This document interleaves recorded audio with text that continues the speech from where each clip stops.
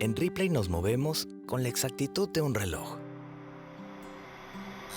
Porque para que tu pedido llegue en 24 horas, en cada caja viajamos todos. En Ripley.com.pe cumplimos con nuestro compromiso contigo.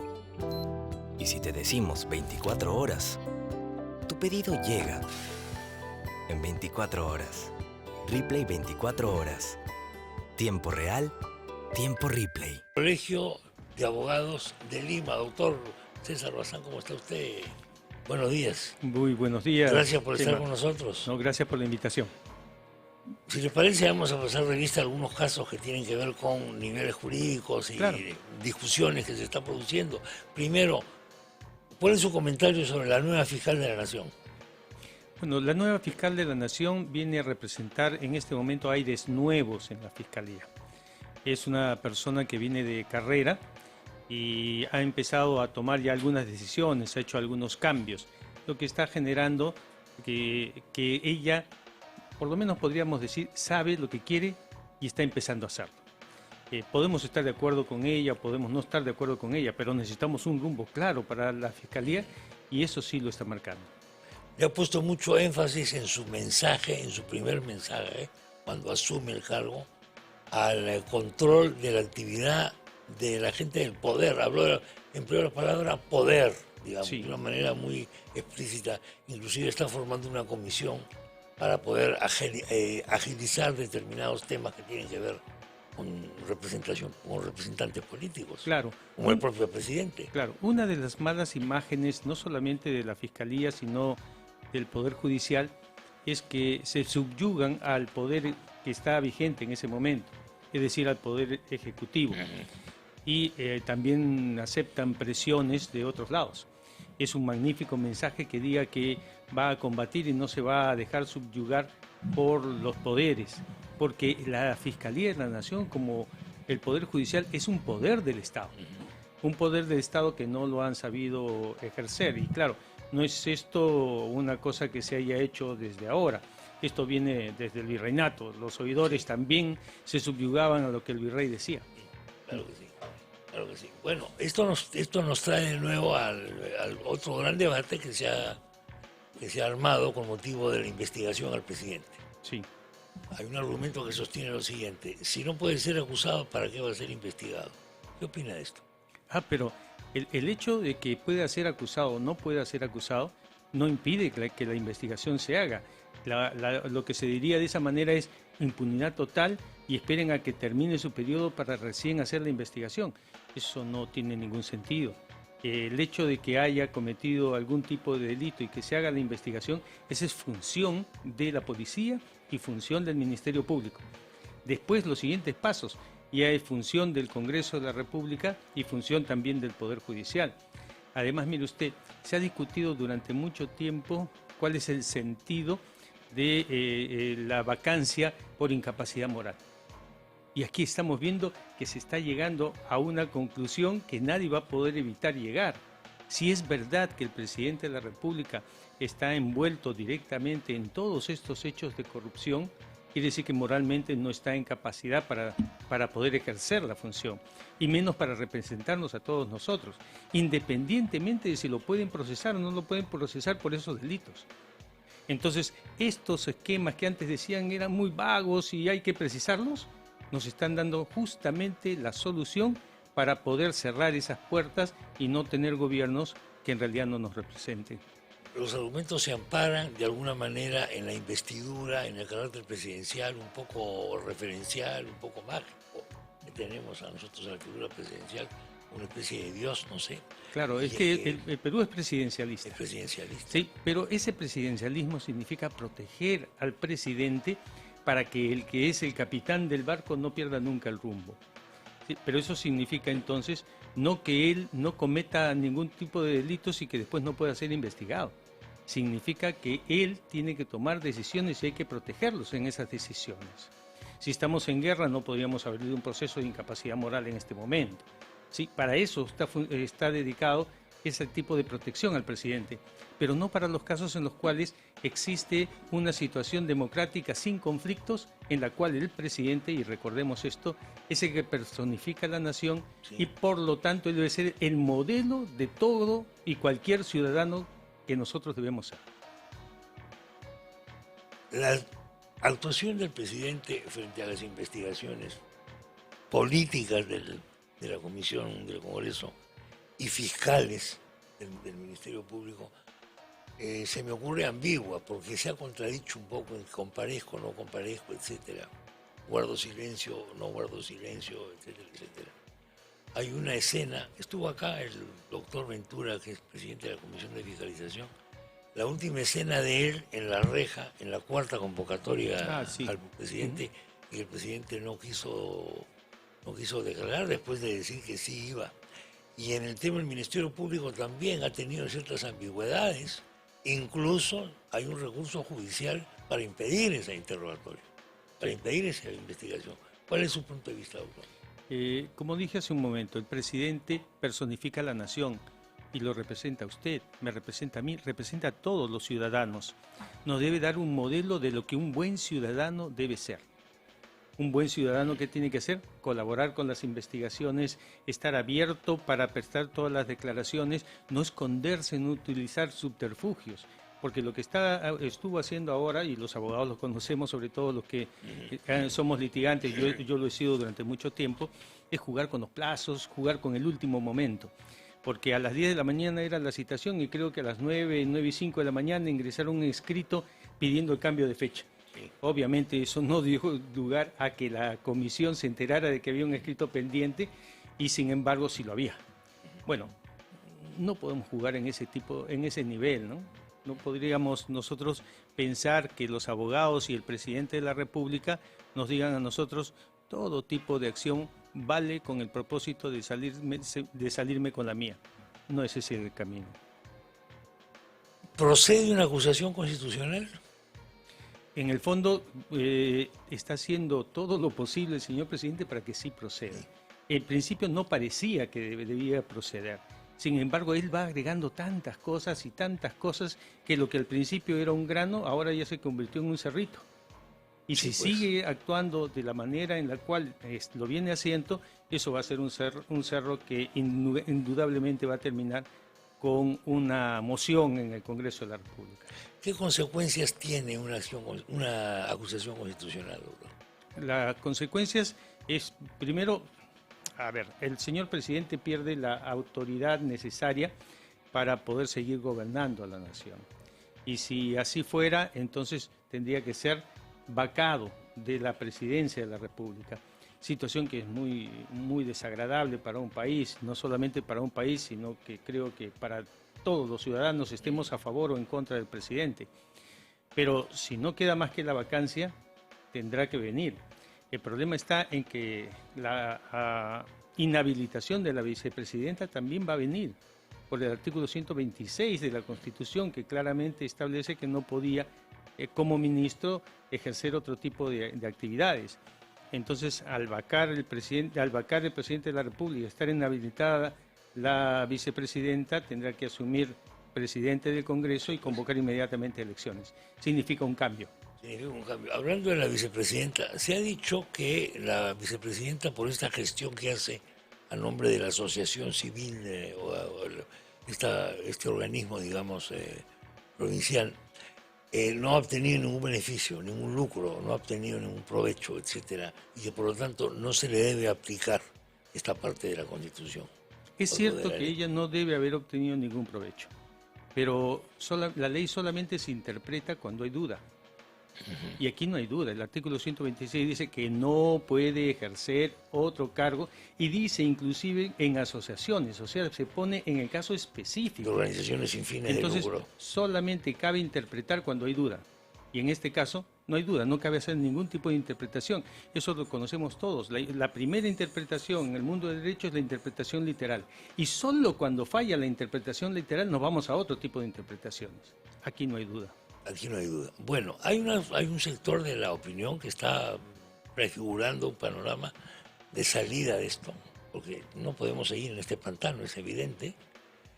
con un país semiparalizado, hablando del tema de elecciones generales, de Congreso y de Poder Ejecutivo. ¿Qué opina usted de esto? ¿Y qué legalmente, cómo sería procedente algo así o no? Es que si se declara la vacancia del presidente y no puede asumir el vicepresidente, entonces tiene que convocarse a elecciones. Y al convocarse a elecciones se convoca a elecciones para todo. Mire, ya hay un antecedente, que es el caso del doctor Valentín Paniagua. Sí. ¿Recuerda usted? Se renunció el presidente de la República, Claro. renunciaron los vicepresidentes, asumió el presidente del Congreso, porque inclusive renunció la presidenta del Congreso, se eligió nueva mesa directiva, asumió el doctor Valentín Paniagua y él convocó a elecciones generales. Elecciones generales, Así no es. solo el Ejecutivo. No solamente el Ejecutivo, convocó para todos. Así que ese caso, que ya sirve como antecedente, es el mismo que se tiene que aplicar. Se tendría que aplicar también. Sí. ¿Tendría que salir eso como ley del Congreso? No, sí, ya se ha No. aplicado. Sí, ya se ha aplicado. Claro. No se requeriría una ley especial del Congreso. No, en absoluto, en absoluto. Ya hay un precedente. Quiere decir, en este caso, la presidenta del Congreso, que asuma la presidencia Sí. de la República, convocaría elecciones generales. Así es, hace un En- gobierno transitorio y convoca Un gobierno elecciones generales. transitorio, etcétera, con un gabinete ad hoc o como Sí. tipo lo que hizo en la época Paniagua. Así es. ¿En cuánto tiempo se convocan estas elecciones, doctor? La verdad es que eso es lo más rápido posible. En el caso de Valentín Paniagua creo que fue un año más o menos lo que demoró. Creo que menos, Más o menos, un poco menos de un sí. año. Poco menos de un año, efectivamente. ¿Por qué es importante que el Colegio de Abogados se pronuncie sobre estos temas, doctor? ¿Qué función cumple el Colegio de Abogados? No solo desde un punto de vista gremial, sindical, por llamarlo de alguna manera, sino también como un ente de opinión pública. Lo responde, por favor, si es tan amable, Claro. después de esta breve pausa. Muy bien. Gracias, doctor. Continuamos con el doctor César Bazán, decano del Colegio de Abogados de Lima. Hemos pasado revista a varios temas que tienen que ver con, por ejemplo, la asunción de la nueva fiscal de la Nación, a la que el doctor Bazán ve con buenos ojos porque ha demostrado mucha claridad en cuanto al rumbo a seguir en su primer mensaje. Luego estamos pasando revista al tema de los interrogatorios, al presidente, las investigaciones sobre el presidente Castillo. Hemos tocado otro tema que tiene que ver con una posible vacancia que ocurriría. La presidenta del Congreso o el presidente del Congreso que hay en ese momento que asuma el mando tendría que convocar elecciones generales, tanto del Congreso como del Ejecutivo, de acuerdo a lo que opina el doctor César Bazán. Le preguntaba después, antes de la pausa, ¿por qué el Colegio de Abogados de Lima tiene que pronunciarse sobre estos temas? ¿Por qué es importante que conozcamos su perspectiva sobre lo que pasa en el país y que no solamente sea una especie de sindicato de abogados? Claro. Bueno, el Colegio de Abogados no es un sindicato, es claramente un gremio, es decir, reúne a los profesionales para que tratemos sobre los temas que son de nuestra profesión y defender los intereses comunes de la profesión. Tenemos que pronunciarnos porque es nuestra especialidad. ¿Quién es el especialista en materia de leyes y en el mundo del derecho? Los abogados. Los jueces son abogados, los registradores son abogados, los notarios son abogados, los fiscales son abogados y cuando se necesita asesoría para cualquier campo, ¿a quién consultan? Al abogado. Entonces nosotros como colegio profesional lo que hacemos es hacer pronunciamientos respecto de temas generales, no de temas particulares, sino de temas generales. El Tribunal Constitucional estableció ya hace varios años, en el caso de la acción de inconstitucionalidad interpuesta por el Colegio de Periodistas, que el Colegio de Abogados tiene básicamente 4 funciones y una adicional que agregó después. En primer lugar, ordenar la profesión, es decir, cómo tenemos que actuar los abogados correctamente. En segundo lugar, la parte ética, corregir a aquellos casos en los cuales la gente o los abogados actúan incorrectamente respecto de sus clientes. En tercer lugar, hacer los cursos de especialización, porque así como los médicos se van especializando en diversos temas, los abogados también. Y un cuarto punto que es la actuación gremial, pero desde el punto de vista social, para que la profesión sea útil a la sociedad. Y agregó un quinto punto en el cual los colegios profesionales deben ser consultados en lo que son materias de su especialidad. Entonces, si nosotros necesitamos saber si una persona ha nacido o no ha nacido, desde qué momento se considera viva, consultaremos a los abogados, pero también vamos a consultar a los médicos. E igualmente, en el caso de la muerte, consultaremos a los abogados por los efectos jurídicos, pero para determinar la existencia o no de una persona, igualmente consultaremos a los médicos. Entonces, esa es nuestra calidad. Lo que ha sucedido es que durante muchos años el Colegio de Abogados de Lima no ha venido haciendo uso de esa facultad y esa obligación que tenemos frente a la sociedad. El otro día estuvimos reunidos con la presidenta de la Comisión de Justicia del Congreso de la República y le pedimos disculpas por no habernos pronunciado sobre temas que son jurídicamente necesarios para todo gobierno. Y ella nos instó, con toda la razón del mundo, a que no abandonemos ese papel. Porque si ese papel no lo tomamos los abogados y el Colegio de Abogados para actuar sin interés político, lo ocuparán otros. Y otros sí, sabe Dios con qué tipo de intereses. Más en esta época de redes sociales y todo sí, lo demás. Claro. Que la gente se queda con lo primero que lee. Así es. Porque lo que más le impacta es lo que interesa. Por tanto, la razón. Regresando un poco al tema anterior, ha dicho usted que en caso de vacancia, si no hay ni presidente ni vicepresidenta, asume la presidenta o quien esté al cargo como presidente del Congreso y convoca elecciones generales. Sí. Si no hubiese vacancia, ¿podría el Congreso, mediante una ley, convocar elecciones generales? No, mediante ley no, de ninguna manera. Tiene que modificarse la Constitución. Vea usted, la Constitución señala que el plazo del presidente de la República, como de los congresistas, es 5 años. Por lo tanto, no se puede acortar ese plazo por una ley. Si quisiéramos hacerlo, entonces tendría que haber una modificación constitucional, aunque sea en una disposición transitoria para que este gobierno en forma específica termine aquí y los otros que sigan sean por 5 años. Pero no se puede hacer sin que se modifique previamente la Constitución. ¿Disposición transitoria que tomaría cuánto tiempo en ser aprobada? Lo mismo que cualquier modificación constitucional. Cualquier modificación constitucional. Exactamente igual. O sea, no es simplemente presento esta moción, se aprueba y se acabó. No. La Constitución señala específicamente cuál es el sistema de modificación. Claro, o sea que no es una cosa tan sencilla como algunos están diciendo. Se puede llegar a un gran acuerdo político, porque lo que se está presentando acá es cómo salimos de esto. O sea, todo el mundo entiende que no podemos seguir con esto. Sí. Entonces la pregunta es cómo salimos de esto con el menor daño posible, digamos, en términos... Así es. Esto, pero claro, algunos dicen, no, el Congreso da una ley, no es tan fácil. No. Es que para eso estamos los abogados, para eso está el Colegio de Abogados, para decir, eso no se puede hacer así. Si quieren hacerlo, pueden hacerlo desde esta otra vía. Ahora, de todas maneras, va a tomar su tiempo. ¿Cuánto tiempo tomaría esa vía de la reforma constitucional? 2 legislaturas, que es lo que corresponde en todos los casos, ¿no? Entonces puede aprobarse, digamos, al final de esta legislatura y tendrá que ser en la siguiente. Exactamente. Bueno, o sea que ya lo sabemos. Porque hay que salir de esto, sí, pero a cualquier precio tampoco, porque no podemos saltarnos a la torera de la Constitución. No, es que porque abrimos la puerta de golpes. No solamente de golpes, sino un caos y un desorden. Si en este momento con la Constitución vigente ya sentimos que hay caos, que hay desorden y que la gente se siente con derecho a no respetar la ley, entonces no podríamos incentivar que eso continúe y peor que se acreciente. Bueno, doctor César Bazán, le agradezco la visita. No, gracias a usted. Ha sido muy amable. A su disposición cuando necesite. Saludos a todos los abogados de Lima. Estuvo con nosotros el doctor César Bazán, decano del Colegio de Abogados de Lima. Importante conocer la perspectiva del Colegio de Abogados, porque el Colegio de Abogados, como ustedes saben, señores y señores, no tiene agenda política.